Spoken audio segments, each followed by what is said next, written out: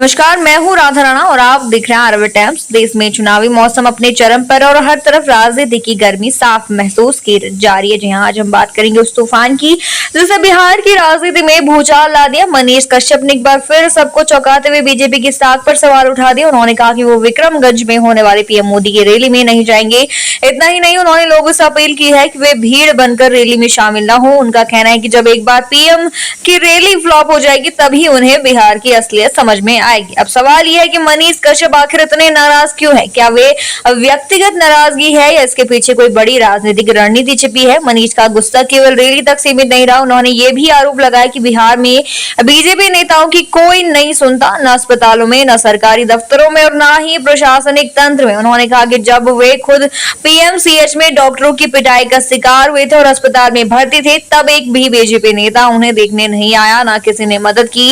इसी से उनकी नाराजगी और बढ़ गई। इस पूरे मामले में सबसे चौंकाने वाला हिस्सा वो आरोप है जिसमें मनीष ने कहा कि प्रधानमंत्री की रैलियों में भीड़ जुटाने के लिए पैसे बांटे जाते हैं। उन्होंने जनता से साफ शब्दों में कहा कि आपको पैसे देकर बुलाया जाएगा, लालच दिया जाएगा, लेकिन रैली में मत जाएगा। उनका मानना है कि जब रैली में लोग नहीं आएंगे तभी सरकार को समझ में आएगा कि बिहार में सब कुछ ठीक नहीं है। अब जरा सोचिए कि यूट्यूबर जो कभी बीजेपी के समर्थन में खड़ा नजर आता था, आज खुलकर विरोध में उतर आया है। क्या ये सिर्फ एक नाराज नेता की प्रतिक्रिया है या इसके पीछे बिहार की सियासी जमीन में बदलाव का संकेत है? क्या यह माना जाए कि मनीष कश्यप अब एक स्वतंत्र राजनीतिक चेहरा बनना चाहते हैं या फिर ये सब एक सोची समझी रणनीति का हिस्सा है जिससे वह बिहार की जनता का ध्यान फिर से अपनी ओर खींच सके?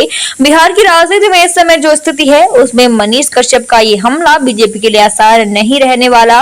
सोशल मीडिया पर उनका वीडियो वायरल हो रहा है। लोग सवाल पूछ रहे हैं कि क्या सच में भीड़ जुटाने के लिए पैसे बांटे जाते हैं? क्या जनता की भावनाओं का इस तरह इस्तेमाल किया जाना ठीक है? और सबसे बड़ा सवाल, क्या अब देश में रैलियां लोगों की भागीदारी से नहीं बल्कि पैसे की ताकत से चलने लगी है?